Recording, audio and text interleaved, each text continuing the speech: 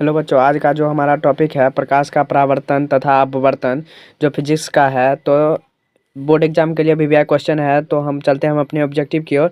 समतल दर्पण द्वारा प्रतिबिंब सदा, समतल दर्पण द्वारा प्रतिबिंब सदा क्या होता है? तो यह हो जाएगा आभासी और सीधा। अगला क्वेश्चन है कि समतल दर्पण में किस प्रकार के प्रतिबिंब बनते हैं? समतल दर्पण में किस प्रकार के प्रतिबिंब बनते हैं? तो आभासी प्रतिबिंब बनते हैं।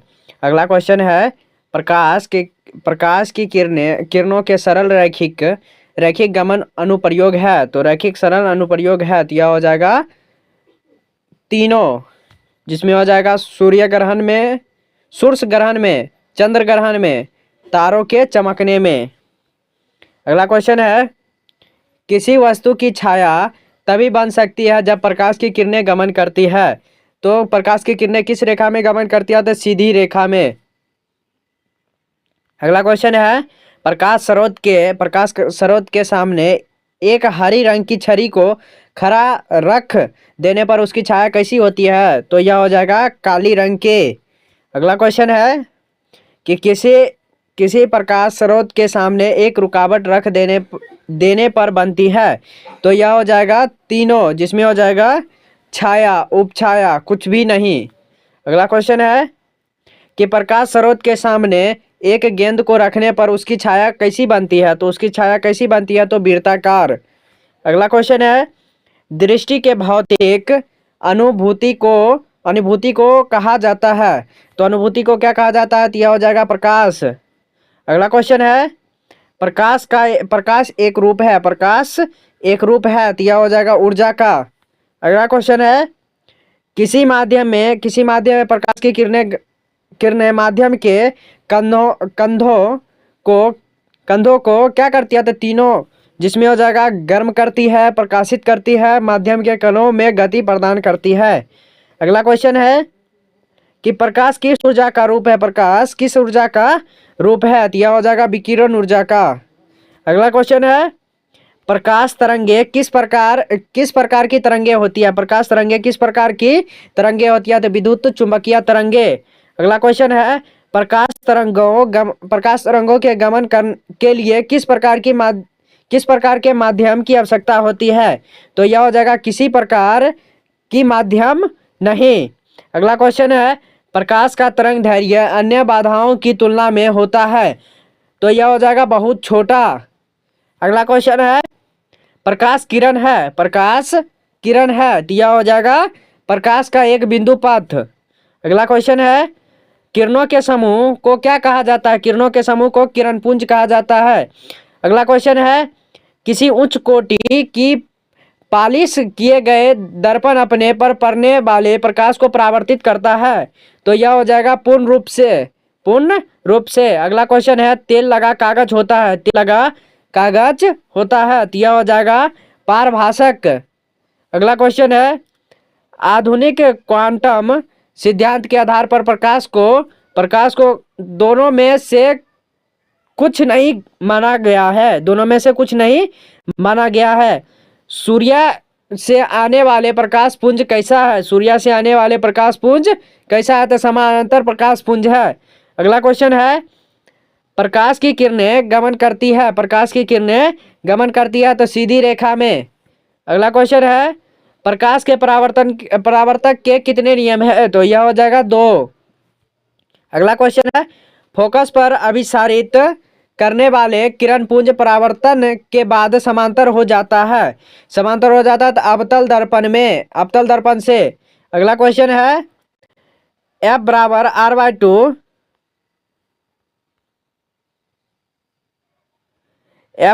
R/2 सत्य है केवल क और ख दोनों में, जिसमें हो जाएगा अवतल दर्पण में, उत्तल दर्पण में। अगला क्वेश्चन है किसी बिंब का अवतल दर्पण द्वारा बना प्रतिबिंब आभासी, सीधा तथा बिंब से बड़ा पाया गया वस्तु की स्थिति कहाँ होनी चाहिए? तो यह हो जाएगा दर्पण के ध्रुव तथा मुख्य फोकस के बीच। अगला क्वेश्चन है दर्पण की चौड़ाई को दर्पण का कहा जाता है। तो यह हो जाएगा द्वारक। अगला क्वेश्चन है अवतल दर्पण के प्रकरण में किसी वास्तविक और उल्टे प्रतिबिंब के लिए आवर्धन होता है, तो यह हो जाएगा ऋणात्मक। अगला क्वेश्चन है अवतल दर्पण में आभासी और सीधा प्रतिबिंब के लिए आवर्धन होता है, तो यह हो जाएगा धनात्मक। अगला क्वेश्चन है नई कार्तीय चिन्ह परिपाटी के अनुसार दर्पण के सामने रखे गए बिंब दूरी ली जाती है, तो यह हो जाएगा ऋणात्मक। अगला क्वेश्चन है एक प्रयोग में अवतल दर्पण द्वारा किसी बिंब का प्रतिबिंब एक पर्दे पर प्राप्त किए जाता है। दर्पण की फोकस दूरी पर निर्धारित करने के लिए प्रयोगकर्ता को मापने की जरूरत होती है, तो यह हो जाएगा दर्पण तथा पर्दा के बीच की दूरी को, दर्पण तथा पर्दे के बीच की दूरी को।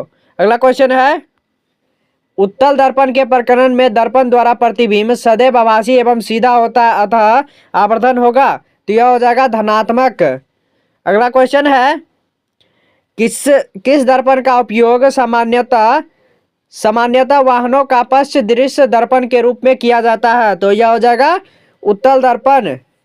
अगला क्वेश्चन है उत्तल दर्पण में किस प्रकार का प्रतिबिंब बनता है, उत्तल दर्पण में किस प्रकार का प्रतिबिंब बनता है, तो आभासी। अगला क्वेश्चन है दाढ़ी बनाने के लिए उपयुक्त गोलीय दर्पण में सीधा प्रतिबिंब प्राप्त करने के लिए चेहरे को रखना चाहिए, तो यह हो जाएगा इनमें से कोई नहीं। अगला क्वेश्चन है वास्तविक वस्तु का हमेशा सीधा प्रतिबिंब बनाने वाला दर्पण होता है, तो यह हो जाएगा समतल और उत्तल। अगला क्वेश्चन है वास्तविक प्रतिबिंब की प्रकृति कैसी होती है, वास्तविक प्रतिबिंब की प्रकृति कैसी होती है, तो यह हो जाएगा उल्टा। अगला क्वेश्चन है दाढ़ी बनाने में किस प्रकार के दर्पण का उपयोग किया जाता है, तो यह हो जाएगा अवतल दर्पण।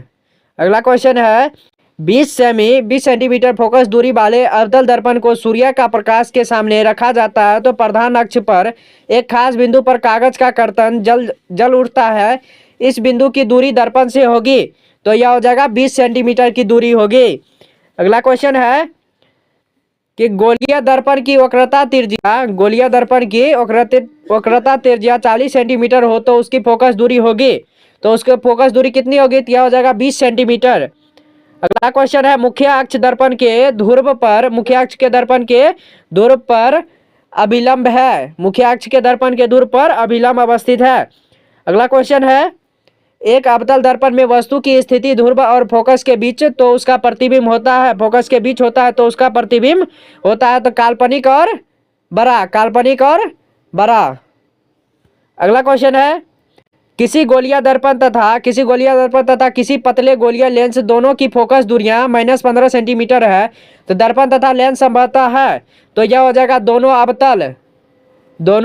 अवतल। अगला क्वेश्चन है मुख्य अक्ष के समांतर चलने वाली प्रकाश की किरणें अवतल दर्पण से परावर्तन के बाद मुख्य अक्ष के एक बिंदु से होकर गुजरती है, तो इस बिंदु का दर्पण क्या होगा, तो यह हो जाएगा फोकस कहते हैं। अगला क्वेश्चन है किस दर्पण का दृष्टि क्षेत्र बड़ा होता है, तो यह हो जाएगा उत्तल दर्पण का। अगला क्वेश्चन है कि गोलीय दर्पण की फोकस दूरी उसकी वक्रता त्रिज्या की है, तो यह हो जाएगा आधी हो जाती है। अगला क्वेश्चन है कि निम्न में से किस दर्पण की फोकस दूरी धनात्मक होती है, किस दर्पण की फोकस दूरी धनात्मक होती है, तो यह हो जाएगा उत्तल दर्पण के। अगला क्वेश्चन है सोलर कुकर में प्रयोग किए जाते हैं, तो यह हो जाएगा अवतल दर्पण।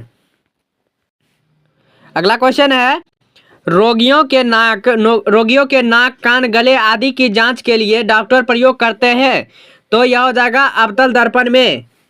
अगला क्वेश्चन है I बराबर R नहीं लागू होता, I बराबर R किस में लागू होता है, तो किसी में नहीं होता है।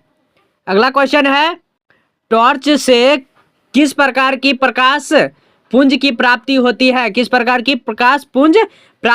तो यह हो जाएगा संश्लिष्ट प्रकाश पुंज। आज का यहीं तक रखते हैं, लाइक एंड सब्सक्राइब जरूर करें।